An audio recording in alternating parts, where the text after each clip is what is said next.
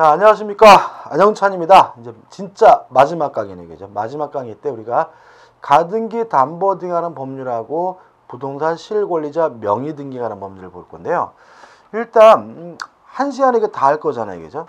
양이 많지 않습니다. 양이 많지 않은데 최근 들어서 요 두 법에서 두 문제씩 내고 있어요. 특히 부동산 실권리자 명의 등기하는 법률은 작년에 여기서 두 문제를 냈거든요. 그러니까 올해는 두 문제 내기 어렵고 한 문제를 내겠지만 가담법은 두 문제가 나올 수 있으니까 좀 꼼꼼히 보시고, 특히 좀 어려워하십니다. 어려워하세요. 좀 까다로울 수도 있고요. 또 이 부분은 또 사례 문제로 출제되는 경우가 많기 때문에 좀 까다롭게 느낄 수 있는데, 제가 이런 말씀 많이 드리죠. 어려울수록 까다로울수록 기본적인 것만 정확하게 정리하신다면 돼요. 우리는 사법시험 민법이 아니라 뭐죠? 공인중개사 민법입니다.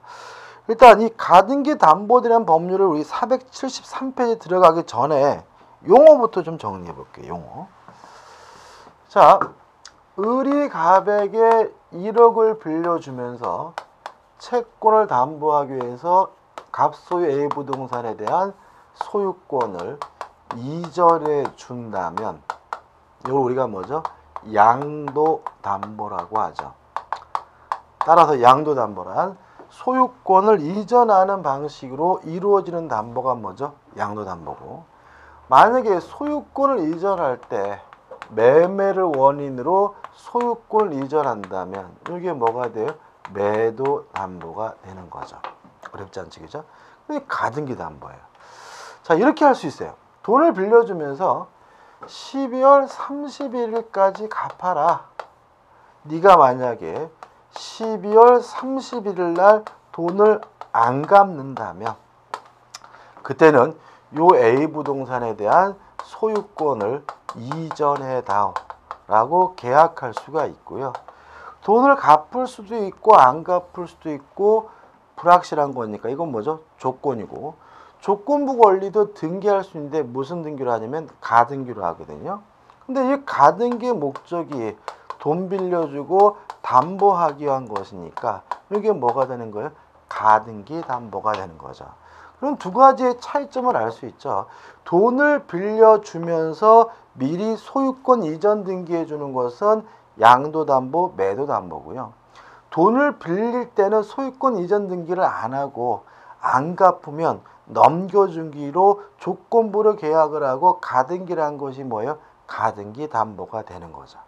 이해되시죠? 그죠? 개념 일단 기억해 두시고. 자, 일단 이거 계속 쓸 겁니다. 자, 1절 가등기 담보제도 한번 보시기 바라고, 2절 가등기 담보 등에 관한 법률에서 제정 목적 나와 있고 적용이 나오고 적용 범위가 나와요. 중요한 부분인데, 일단 이 가담법이 만들어진 시점이 80년대인데 요때 당시에는 뭐가 사회적으로 큰 무리를 일으켰냐면은 사채업자들이 이러한 비전형 담보, 양도담보, 매도담보, 가등기담보를 이용해 가지고 폭리를 취하는 것이 대단한 큰 사회 문제였습니다. 요거를 규제하기 위해서 만든 법이 가등기담보법이에요. 따라서 사채업자들은 뭐 하는 사람이죠? 돈 빌려주는 사람이고, 돈 빌려주는 계약이 뭐냐면 소비대차 계약이에요. 따라서 소비대차 계약으로부터 발생한 채권에 대해서만 가담법이 적용됩니다. 따라서 매매대금 채권, 임금 채권, 공사대금 채권을 담보하기 위한 경우는 가담법이 적용되지 않아요. 첫 번째 기억할 사항이고, 또 명칭은 가등기 담보 등에 관한 법률이지만 가등기 담보뿐만 아니라 매도담보, 양도담보에도 적용이 됩니다. 그 다음에 마지막으로 세 번째, 자, 폭리를 취하는 것을 막기 위해서 만든 법이에요. 따라서 목적물의 가액이 채권액보다 더 커야지만 적용됩니다. 만약에 빌려준 돈은 1억인데 양도담보, 매도담보, 가등기담보 설정한 부동산이 만약에 8천만 원이라면 먹더라도 가지더라도 폭리가 아니잖아요. 따라서 채권액보다 뭐가 더 비싸야 돼요? 건물, 목적물의 가액이 비싼 경우에만 가담법이 적용돼요. 자, 세 가지 다시 한번 말씀드릴게요. 첫째, 소비대차 계약으로부터 발생한 채권이어야 된다. 둘째, 양도담보, 매도담보, 가등기담보에 다 적용된다. 셋째, 목적물의 가액이 뭐보다 더 커야 돼요? 채권액보다 더 커야 된다. 꼭 기억해 두시고 여기서 지문이 반드시 한 개가 나옵니다. 그러면 이제 474페이지 오시면 적용 제외가 나오는데 일단 동산에 대해서는 적용되지 않아요. 뭐에 대해서만요? 부동산에 대해서만 적용이 되고요. 그 다음에 나번에가 제가 지금 설명드린 내용이 나왔으니 꼭 한번 읽어보시기 바라고 판례도 같은 취지입니다. 그 다음 우측에 보시면 이제 제3절 해가지고 가등기 담보권의 설정 이전 넘겨보시면 가등기 담보권의 성질 및 효력해서 2페이지가 나와 있는데 읽어보실 때 어떻게 이해하셔야 되냐면 요 양도담보, 매도담보, 가등기담보는 기본적으로 저당권이다 라고 머릿속에 꼭 기억해 두셔야 돼요. 얘네는요 법적으로 저당권입니다. 저당권하고 어느 정도 같냐면요 글자 하나 안 틀리고 똑같아요. 그래서 만약에 여러분들이 성질이나 효력에 대해서 지문이 나왔는데 잘 모르겠으면 뭐로 바꿔서 읽어보시면 되냐면 저당권으로 바꿔서 읽어보면 돼요. 예를 들어서 가등기 담보권은 물상대의성이 인정된다. 모르겠나요?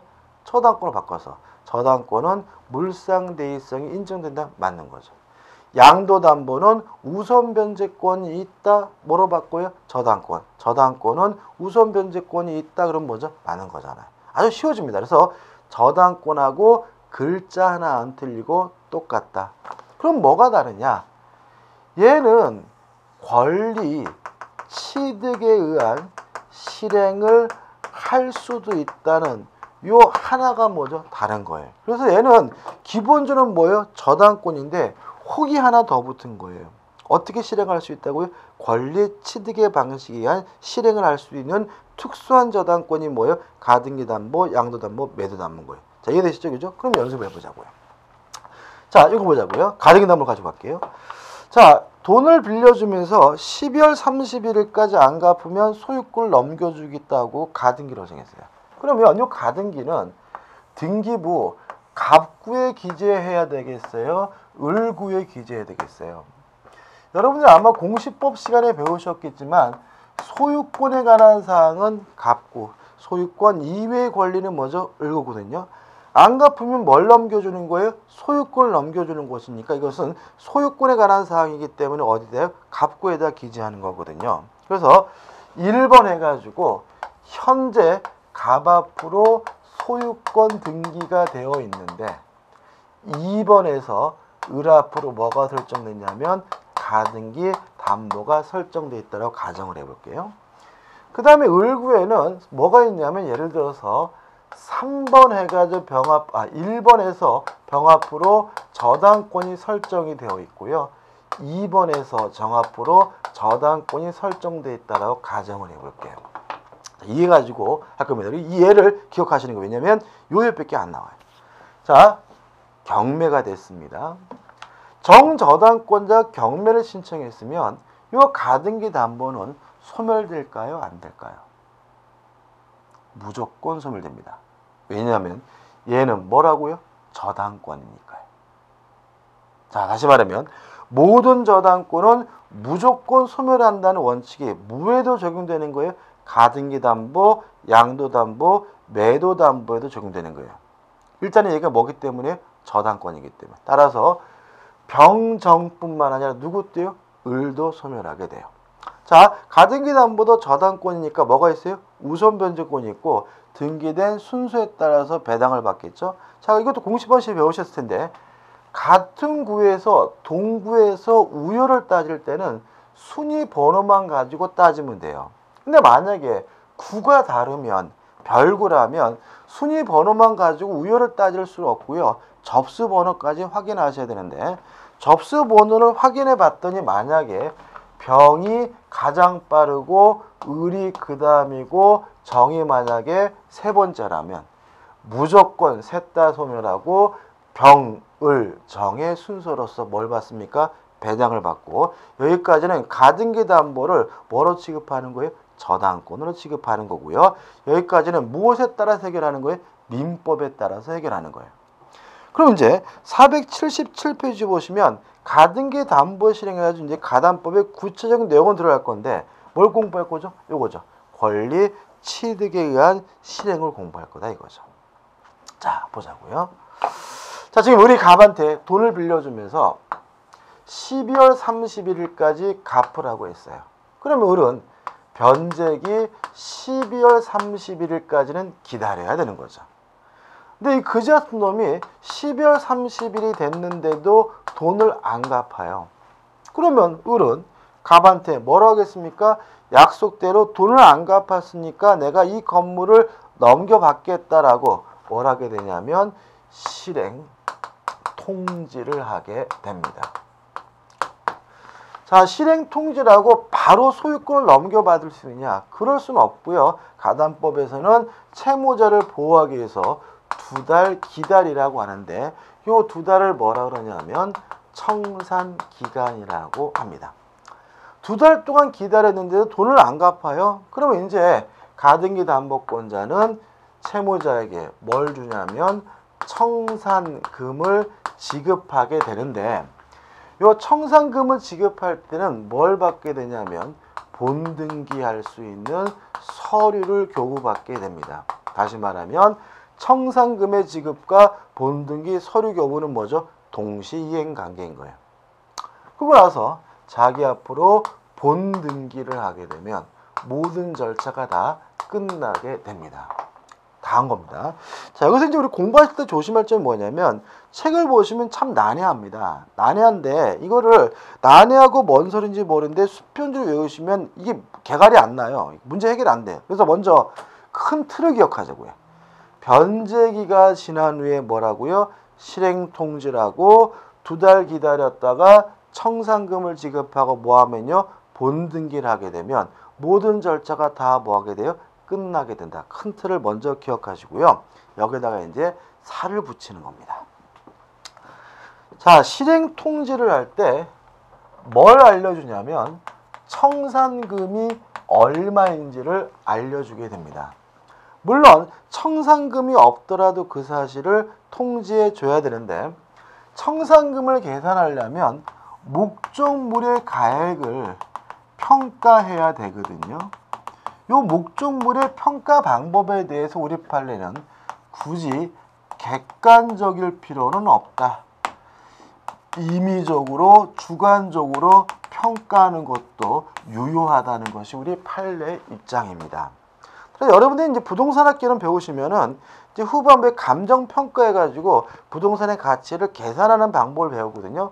우리 판례는 그거 필요 없다는 거예요. 그냥 대충 뭐 보니까 이거 뭐 한 1억 5천 정도 되겠네 라고 평가해도 어떻게 해요? 상관이 없다는 입장이고요.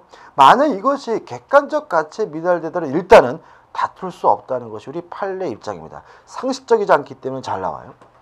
그 다음에 목적물의 가액에서 빼야지 이제 청산금이 나오는데 목적물의 가액에서 뭘 빼냐면 자신의 채권액과 자신보다 선순위 권리자가 받을 채권액을 합산해서 공제해야 합니다.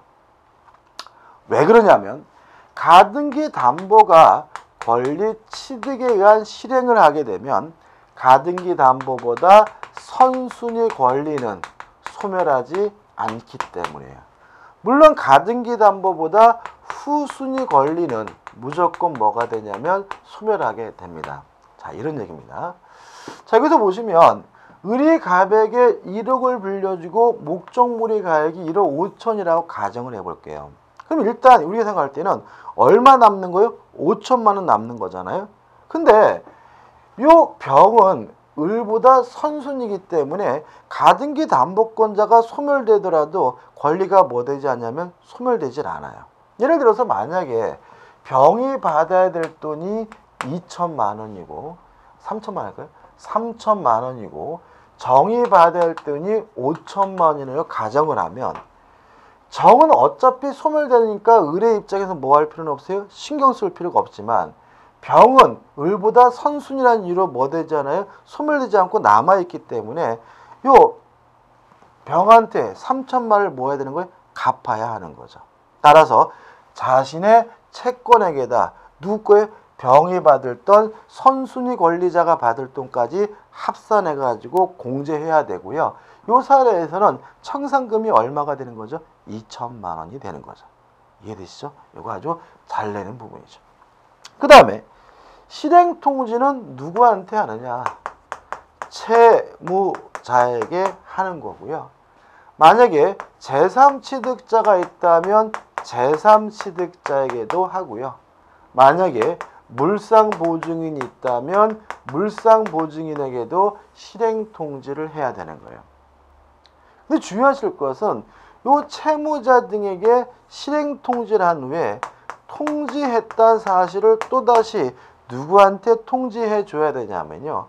후순위 권리자, 정확히 말하면 후순위 저당권자에게도 그 사실을 반드시 뭘 해야 되냐면 통지를 해야 돼요. 왜냐면 후순위 권리자는 무조건 뭐가 될 사람이에요? 소멸될 사람이니까. 여러분들이 정의 입장이라고 생각해 보세요. 지들끼리 쑥덕쑥 해가지고 을 앞에 본등기가 됐는데 자기 권리는 뭐가 돼버렸어요? 말소가 돼버렸어요. 돈도 하나도 못 받았는데. 따라서 반드시 뭘 해야 돼요? 통지를 해줘야 되는 거죠. 자, 근데 여기서 이제 중요한 문제 나오는데. 근데 보니까 내가 받아야 될 돈은 5천만 원인데 얼마 남았대요? 2천만 원 남았대요. 금액이 너무 적어요. 그래도 후순위 저당권자는 액수 가지고는 금액 가지고는 다툴 수는 없습니다. 만약에 이 금액이 마음에 안 든다면 2개월이라는 청산기간 내에 뭘 하면 되냐면 경매를 신청하게 되고요. 경매를 신청하게 되면 이 청산 절차가 중단이 되고 뭐라고 하냐면 경매 절차로 넘어가는데 한 가지 주의하실 것은 변제기가 아직 미도래했더라도 경매를 신청할 수가 있다는 거죠. 다시 말하면 아직 정은 돈 받을 때가 안 됐어요. 그래도 2개월이라는 청산기간 내라면 뭐 할 수 있는 거죠? 경매를 청구하는 것이 가능합니다. 여기까지입니다. 여기까지만 정확하게 정리하시고 이해하시면 되고요. 교재를 제가 자세히 쓰려고 보다 보니까 좀 지역적인 부분도 있는데 굳이 아실 필요는 없어요. 여기까지만 정리하시면 되는 거예요. 다음 겁니다. 그죠? 그래서 이런 거 가지고 교재를 어디까지 보시면 되냐면 479페이지, 480페이지 상단까지 보시면 되는 거예요. 그 다음에 480페이지 박스 밑에 경매가 되면 얘는 뭐로 본다고요? 저당권으로 본다. 그 다음에 이제 2번 해가지고 양도담보의 경우가 나와 있는데 양도담보는 이미 자기 앞으로 뭘 하고 있어요? 등기를 하고 있죠. 따라서 양도담보는 뭐 할 필요 없는 사람이에요? 본등기할 필요가 없는 사람이니까 청산금을 지급하는 순간 뭘 갖게 돼요? 소유권을 취득한다는 차이점만 주의하시면 되고요. 그 다음 우측에 후순위 권리자의 보호해가지고 나와 있는 내용이 482까지 복잡하게 나와 있지만 요 내용이다. 채무자 등에게 실행 통지한 후 누구한테요? 후순위 권리자에게도 그 사실을 통지해 줘야 되고요. 액수, 금액 가지고 다툴 수는 없지만 2개월이라는 청산기간 내에는 아직 자신이 채권을 받을 때가 안 됐더라도 경매를 신청하는 것이 가능하다는 것까지 기억해 두시면 됩니다. 그 다음 우측에 이제 483페이지입니다. 채무자 등의 말소 청구에. 자, 지금 채무자는 돈을 안 갚아가지고 뺏기게 생겼어요. 그러면 언제까지 돈을 갚으면 되느냐? 가등기 담보 같은 경우에는 청산금을 지급받기 전이라면 변제하고 말소를 청구할 수가 있고요. 이게 원칙이에요. 다만 변제기로부터 10년이 지났거나 또는 선의 제3자 권리를 취득하고 있다면 그때는 변제하더라도 말소를 청구할 수가 없다까지. 다시 한번요. 가등기 담보의 경우에 채무자는 언제까지 돈을 갚으면 됩니까? 청산금을 받기 전까지 갚으면 말소를 청구할 수가 있는데 변제기로부터 10년이 지났거나 또는 선의 제3자 권리를 취득하고 있다면 변제하더라도 말소를 청구할 수가 없다. 끝이죠. 그 다음 8절 해가지고 법정지상권이 나와 있는데 뭐 특별히 설명드릴 건 없습니다. 자, 이런 얘기죠. 이것도 저당권으로 바꿔서 하면 되는 거죠. 건물이 있었어요. 건물과 토지 소유자가 같았는데 가등기 담보 등의 실행으로 토지와 건물의 소유자가 달라지면 뭐가 발생하죠? 법정 지상권이 발생한다. 끝이죠. 그 다음에 마지막으로 484페이지 오시면 경매와 담보 가등기 뭘 생각하면 됩니까? 저당권으로 생각하면 된다. 따라서 경매가 되면 가등기 담보도 양도 담보도 매도 담보도 무조건 소멸하고요. 우선 변제 받게 된다는 거 아까 설명드렸죠. 끝입니다. 자, 이제 우측에 이제 부동산 실권리자 명의 등기에 관한 법률이 나옵니다. 일단 양이 굉장히 작죠. 이렇게 양이 작으니까 어떻게 여기서 두 문제를 냈을까 싶죠.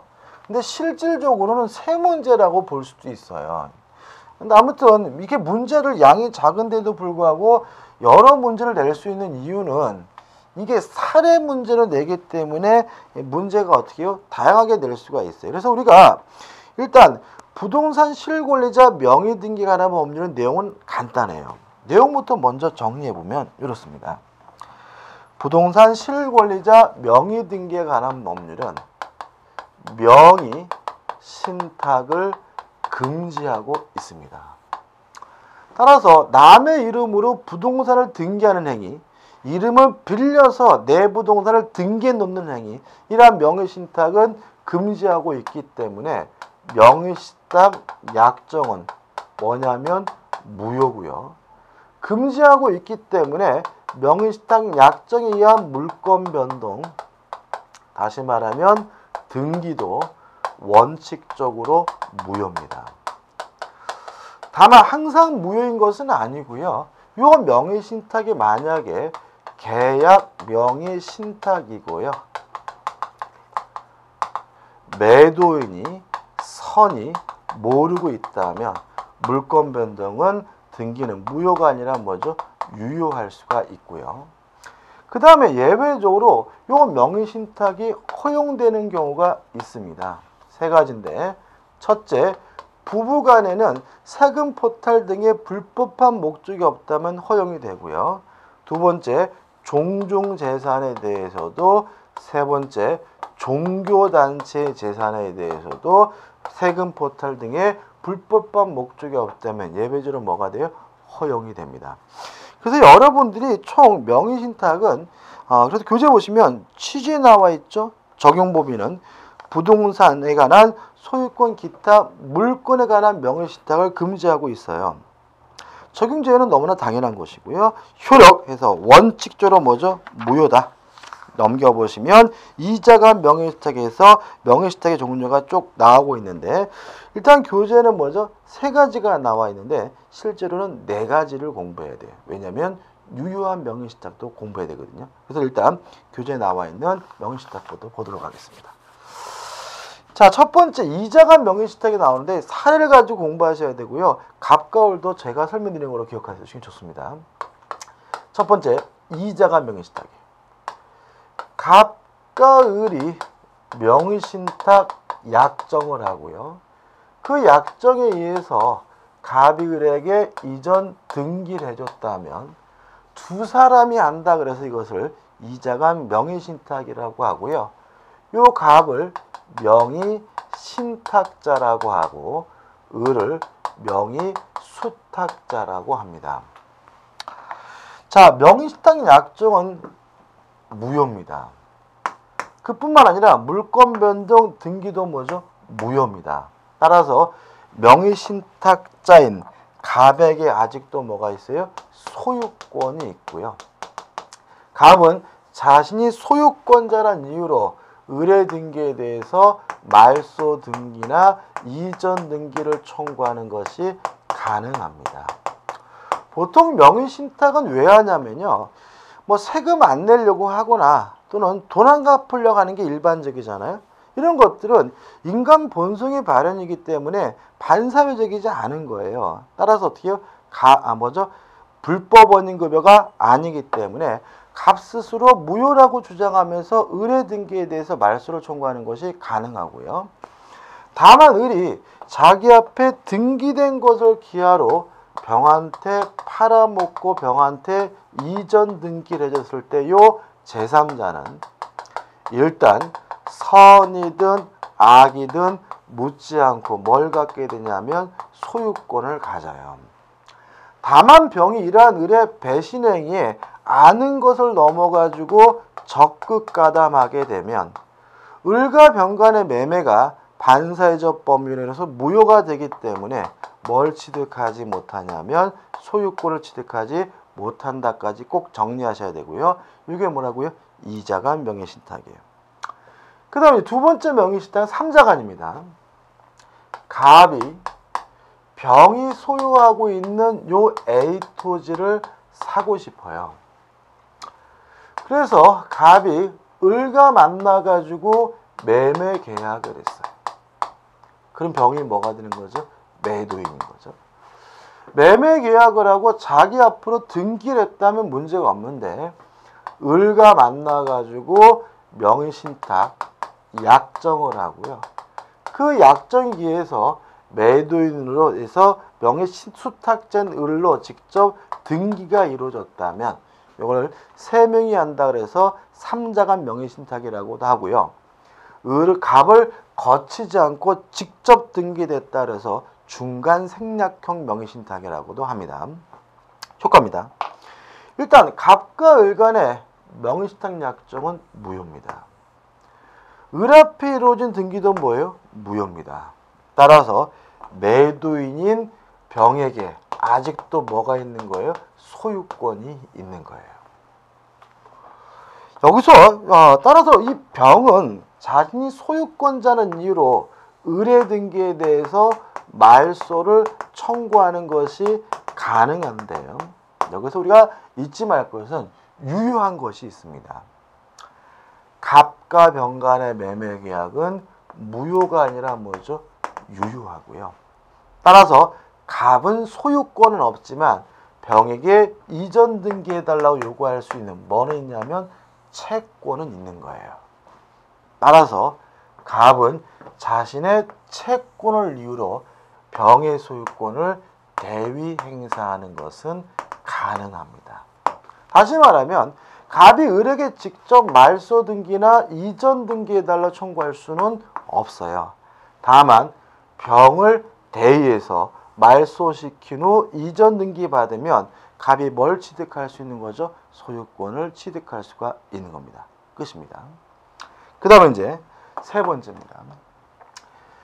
갑이 병이 소유하고 있는 요 A 토지를 사고 싶은데 직접 나수기가 뭐 해가지고 을과 만나가지고 네 이름 좀 빌리자 명의신탁 약정을 하고요.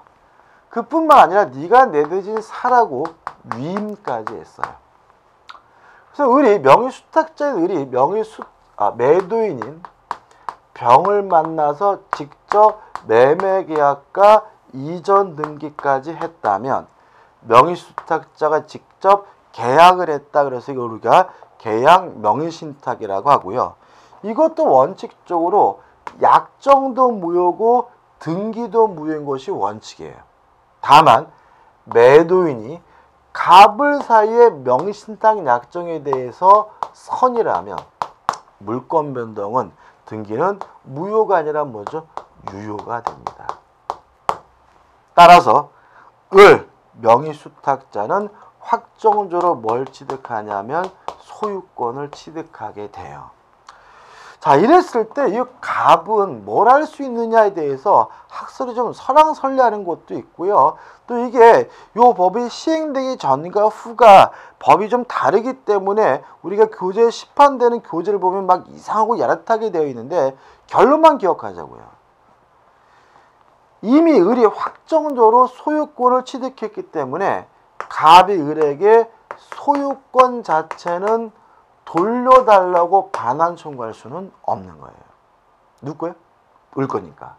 다만 위임을 하면서 사라고 시키면서 매매 대금을 줬다면 그 지급한 대금에 대해선 부당이득이라는 이유로 뭐 할 수 있어요? 반환을 청구할 수 있는 거예요. 끝입니다. 그죠? 자, 그럼 이제 세 가지 다 했죠? 자, 하나만 더 하자고요. 뭐 하냐면 유효한 명의신탁입니다. 자, 언제 유효할 수 있습니까? 부부간에, 종중재산에, 종교단체의 경우는 뭐죠? 유효할 수 있잖아요. 부부를 가지고 할게요. 갑과 을이 부부입니다.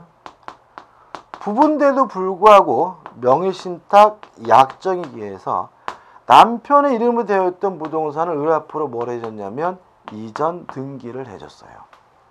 그러면 이게 세금 포탈 등의 불법한 목적이 없다면 명의신탁 약정도 유효하고요. 을 앞에 이루어진 등기도 무효가 아니라 뭐죠? 유효합니다. 여기서 누구 것인지가 아주 애매합니다. 자, 명의신탁 약정이 유효하다는 말은 진짜 준 게 아니라는 거죠. 이름만 빌린 거잖아요. 따라서 여전히 누구 거예요? 갑거라는 논리가 생기고요. 을의 등기가 유효하다는 말은 을이 소유권을 취득했다는 얘기죠. 그럼 누구 거예요? 을 거라는 논리도 생기거든요. 그래서 이 유효한 명의신탁에 대해서 우리 판례는 대내적 관계와 대외적 관계를 나눕니다.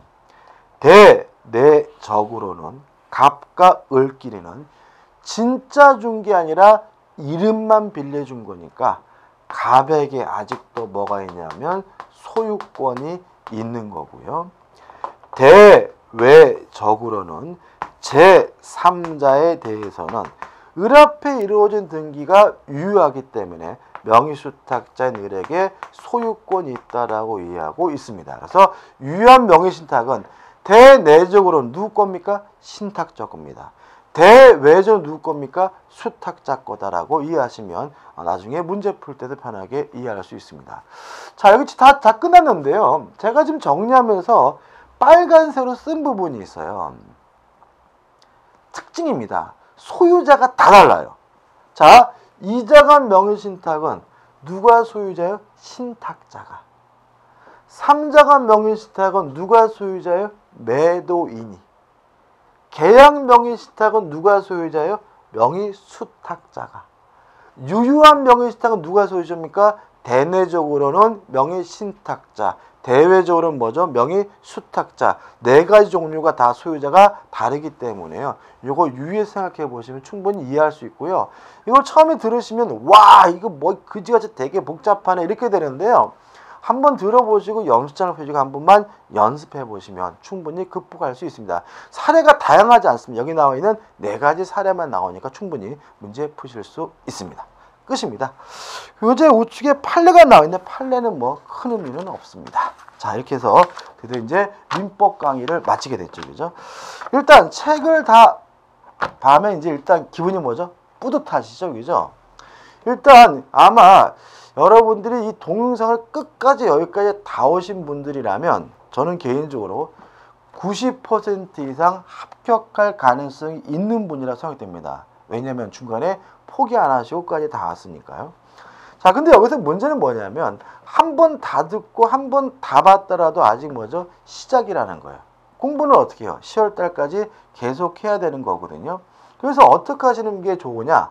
반복하시는 게 좋아요. 그래서 처음으로 돌아가서 쭉 다시 한번 반복하시고요. 한 번만 더 반복하시고 나서 이제 뭐 하셔야 돼요? 문제집으로 들어가셔야 돼요. 그래서 이제 문제집으로 넘어가셔가지고 문제집도 풀고 강의도 들으셔야 되는 거죠. 근데 여기서 이제 고민하는 분이 있어요. 아우 나는 아직도 기본서가 안 됐는데 문제집 이렇게 하시면 안 돼. 순서가 있는 거예요. 그래서 일단 2번 정도 반복한 후에 뭐로 넘어가시는 거예요? 문제집으로 넘어가시고 내 실력이 어떻다 저렇다 그런 거 고민하지 마시고 순서대로 가시면 되고요. 또 하나 마지막으로 한 가지 말씀드리면 지금 제가 강의를 하고 있는 시점이 지금 3월 달이거든요. 3월 달이면 이게 참 묘한 게 3월 초 2월 말만 돼도 2월 말까지만 해도 시간이 굉장히 많이 남은 줄 알았거든요. 근데 3월 중순 되면은 어이구 계산해 보니까 이게 몇 개월 안 남았다는 걸 확 느끼면서 긴장하시게 되거든요. 실제로 저는 이렇게 생각을 합니다. 여러분들이 공부하시면서 경제적으로 피해를 본다, 손해를 본다, 맞아요. 근데 난 더 배우면서 들으니까는 야, 나 진짜 돈을 절약하고 있구나, 맞아요. 근데 문제는 더 배우면서 수업을 듣더라도 더 큰 비용이 지출되고 있어요. 뭐냐면 여러분들이 그 시간에 공부에 투자함으로써 일을 못하시거나 생업을 못하시거나 아니면 인간관계가 어려워진다는 기회비용을 생각하신다면 그 비용은 뭐 금전으로 평가하기도 뭐한 어마어마한 돈일 수도 있습니다. 그래서 저는 개인적으로 공인중개사 공부는요, 딱 1년만 하는 게 좋은 것 같아요. 가능하다면. 물론 2, 3년 갈 수도 있지만. 그래서요, 저는 1차, 2차를 함께 보시는 게 좋습니다. 3월은 충분히 갈 수 있어요. 그래서 여러분들이 어떻게 공부하시냐면 가장 좋은 방법은 이 시점에서는 일단 이런 생각은 버리세요. 뭐 민법하고 학개론하고 2차 간다. 이런 식으로 하면은 뭐 10년, 20년 가도 이거 2차 공부 못합니다. 왜냐하면 민법 학개론은 해결되지 않아. 어렵습니다. 솔직히 아시잖아요. 그죠? 그래서 일단 민법하고 학개론은 여러분들이 마치 학창시절에 영어 공부한 것처럼 매일 1시간이면 1시간, 30분이 30분 해가지고 꾸준히 공부하는 겁니다. 언제까지요? 시험 볼 때까지. 그래서 강의 순서 맞춰가지고 기본서 끝나면 문제집 풀고 이런 식으로 해가지고 어떻게 해요? 꾸준히 계속 공부하는 거예요. 무슨 말 아시겠죠? 그 다음에 2차 과목은 꾸준히 공부하기 너무나 시간이 없으시다면 달력을 펴놓으시고요. 계획을 짜세요.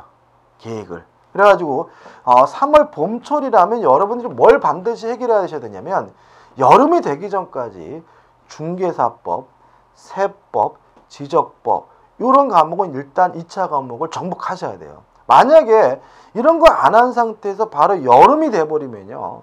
2차 과목 하나도 안 하고 여름이 돼버리면 막 당황하는 거예요. 뭐 시험 많이 계산해봐야 뭐 한 2, 3개월도 안 남았단 말이죠. 그러면 어떻게 돼요? 1차도 안 돼 있지, 2차는 하나도 안 봤지. 그러면 이제 어떻게 되는 거예요? 공부를 2년, 3년 하시게 되는 거예요. 그래서 아깝다 생각하지 마시고요. 일단 민법과 학기로는 하루아침에 되는 과목이 아니니까 꾸준히 공부해야 되겠다라고 결심하시고요. 그 다음에 2차 과목도 교재를 준비하셔가지고 계획을 잡아놓고, 그죠? 달력을 펴시 계획을 잡아가지고 하나씩 정복하시되 일단 쉬운 거부터 하세요. 세법, 그죠? 좀 약간 편합니다. 우리 교수님 너무 강의 잘하시거든요. 재밌게 하시니까 세법, 뭐 지적법도 마찬가지고 중개사법 이런 식으로 가지고 접근하셔가지고 이 세 과목을 만약에 여름 되기 전에 다 끝내 놓으시면 올해 안에 분명히 합격하실 수 있습니다. 그동안 수업 들으시느라 고생 많으셨고요. 다시 말씀드리지만 민법은 뭐죠? 다시 앞으로 돌아가셔서 최소한 2번 이상 반복해야 됨을 잊지 마시기 바랍니다. 그동안 고마웠습니다. 감사합니다.